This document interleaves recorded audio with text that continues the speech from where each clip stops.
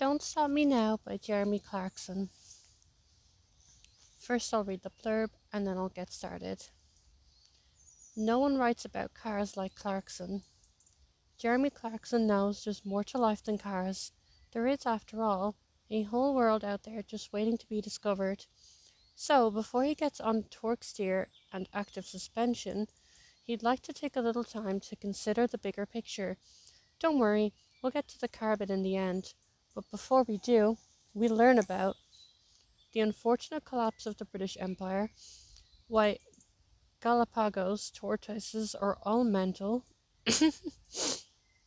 France reduced to the size of a small coconut, and God's most stupid creation. Then there are the cars, whether it's the poxiest little runabout or an exotic fire-breathing supercar. No one else writes about cars like Jeremy, unmoved by official claims and uninterested in press junkets. Anything on four wheels is approached without fear or favour. What emerges from the ashes is not always pretty, but is invariably very, very funny. To everyone except John Prescott.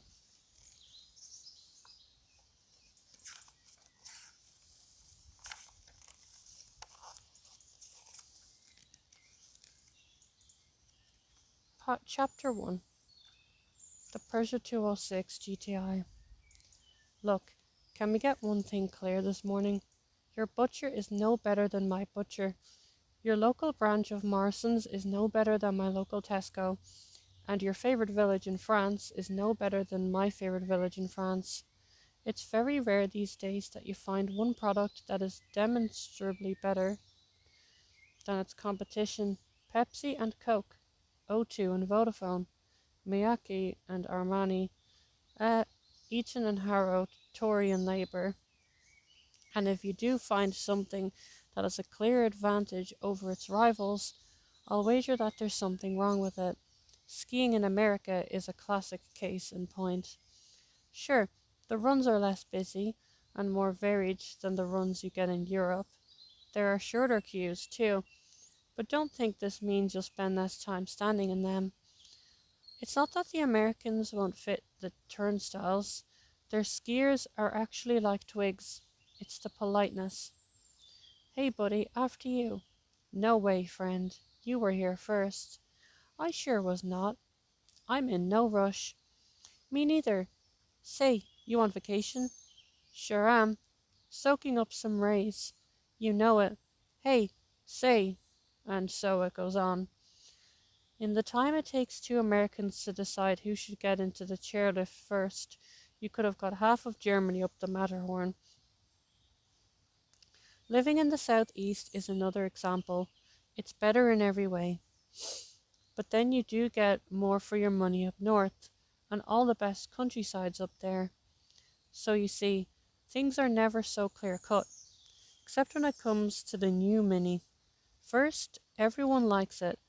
This is Michael Palin and David Attenborough rolled into one cutesy bite-sized package.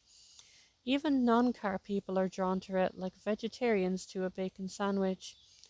The looks and the cheeky chappiness would have been enough to win it many, many friends, but it's also fabulous fun to drive. The basic one is a hoot. The Cooper is hysterical and the Cooper S is a riot. They're even doing a 200 brake horsepower works version these days, and that is the motoring equivalent of fish and chips at the Ivy. It appeals on every conceivable level.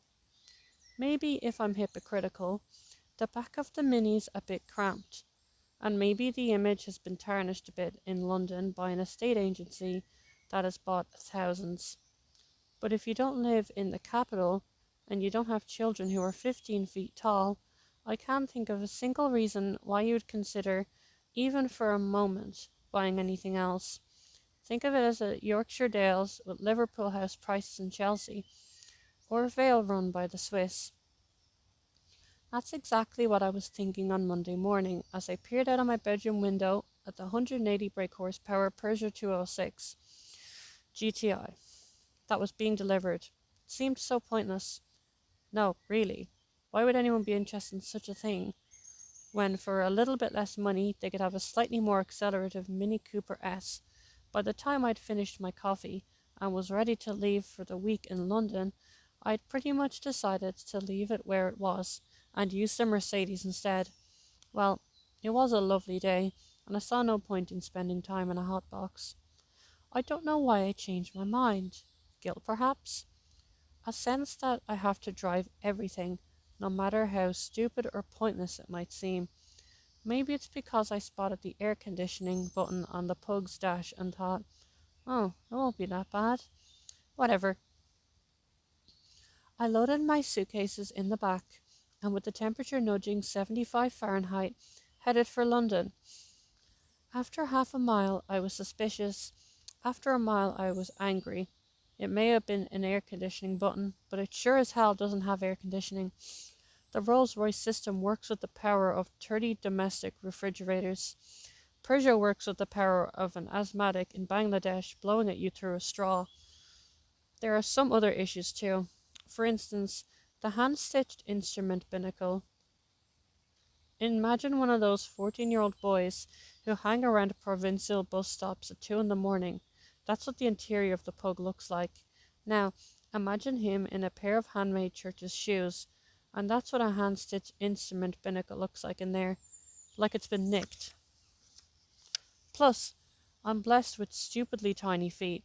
For someone so tall, it's absurd that I have to totter around in a pair of size 9s. However, they were too big to fit in the clutch properly, and goddamn it's hot in there. It's noisy too, because now I'm having to drive down the damn motorway with the damn window down. Why the hell didn't I take the Mercedes? In some ways, this was all a bit depressing. I used to love hot hatchbacks because they did two jobs for the price of one. They were cheap to buy, cheap to run, and as practical as shopping trolleys on which they were based. But then, on the right road at the right time, they could set fire to passing woodland. I'm getting old. Though, I don't want a practical shopping trolley, and I don't want to set fire to the woods either. Furthermore, those who were young enough to want both things could not possibly afford to insure this car.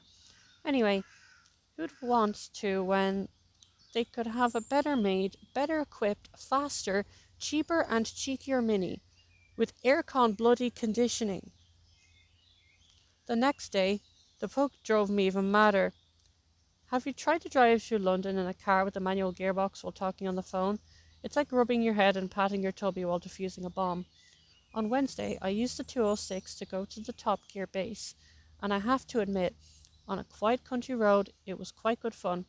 Nothing like the hot hatches of yesteryear that sang soprano. It was more a torquey tenor. But that's okay when you're 43. It means you don't have to stir the gearbox so much. It wasn't the speed that impressed most, though. It was the handling. It would sail around corners at velocities I would deem silly or even suicidal in other cars, some of which cost an awful lot more than £14,995. I must confess, I found myself driving this little pocket rocket much faster than was entirely sensible, and I loved it. By the time I arrived, I felt 18 years old again. All day, as we made the show, I kept walking past the 206 and thinking, that's actually a very pretty little car. And it is. Less cute than a Mini, but prettier. Certainly, and with those huge alloys and fat tyres, more businesslike. On Thursday, I drove it around the Top Gear track, and it was simply staggering. I'm loath to use the word perfect, but the combined effect of variable assistance power steering, dual rate springs, sharp dampers, and a truly magnificent front seats that nail you in place is that you can absolutely fly. The Mini's good, but the Peugeot's in a different class. It's like comparing Iron Maiden to Led Zepp, and part of the difference is down to weight. The Mini really is an Iron Maiden, and the Peugeot is really a hot air balloon.